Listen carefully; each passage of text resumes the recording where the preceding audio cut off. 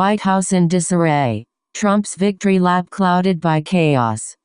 Washington. CNN. For some in the White House, Sunday seemed like the first day of the rest of Donald Trump's presidency. By Friday, it was clear that while the cloud of Robert Mueller's special counsel investigation had lifted, the pervasive disarray that marked most of Trump's time in office was not going anywhere. A sudden health care decision made after heated Oval Office disagreements, along with a reversal on education funding, a confusing sanctions mystery and still unfilled cabinet posts, revealed the chaotic practices and decision-making that have colored Trump's term until this point are still ever present. Instead of clearing the decks, the end of the Mueller probe has only thrown a fractious West Wing policy and messaging operation into sharper relief. That's left some White House aides expressing regret the investigation's end wasn't matched with a more effective strategy to harness the momentum into advancing Trump's agenda.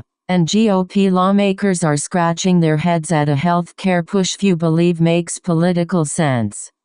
That's not exactly what Republicans and administration policy aides had in mind when it was announced last weekend the Mueller probe was over. Many hoped the investigation's end might lead to an era of newly effective governing, a turning point for a president no longer preoccupied with an encroaching investigator. Exuberant officials and a buoyant president spent the week cheering the initial results of Mueller's investigation, as laid out in a letter from Attorney General William Barr. In a late afternoon gathering last Sunday, aides convened in Press Secretary Sarah Sanders' office for a champagne toast after the Attorney General's chief of staff phoned Emmett Flood, in Palm Beach with the president, to brief him on the report. The intimate gathering of White House staffers was a sign of the relief that flooded through the West Wing after the stress of an investigation that loomed for years was lifted. But the days that followed Sunday's champagne clinking in Sanders' office came as a surprise to multiple people in the West Wing. According to interviews with half a dozen officials and Trump associates, there was no Rose Garden celebration ceremony. Trump gave no speech declaring vindication in the East Room. Instead, he made brief remarks before he climbed the steps of Air Force One and was whisked away to Washington. Victory laps and vengeance. Even as the victory laps and vows for vengeance continued apace, there were signs of confusion in Trump's policy objectives.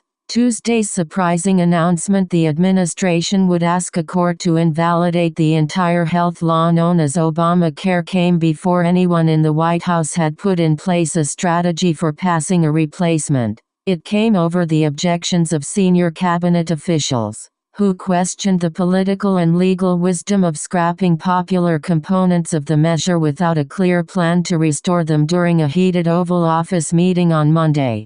Ultimately, Trump followed the advice not of cabinet members most closely aligned with the issue, but of his West Wing advisors, principally the acting chief of staff Mick Mulvaney, a former Republican congressman, who regard the move as a way to force Congress into acting on health care after repeal and replace efforts failed in 2017. Health and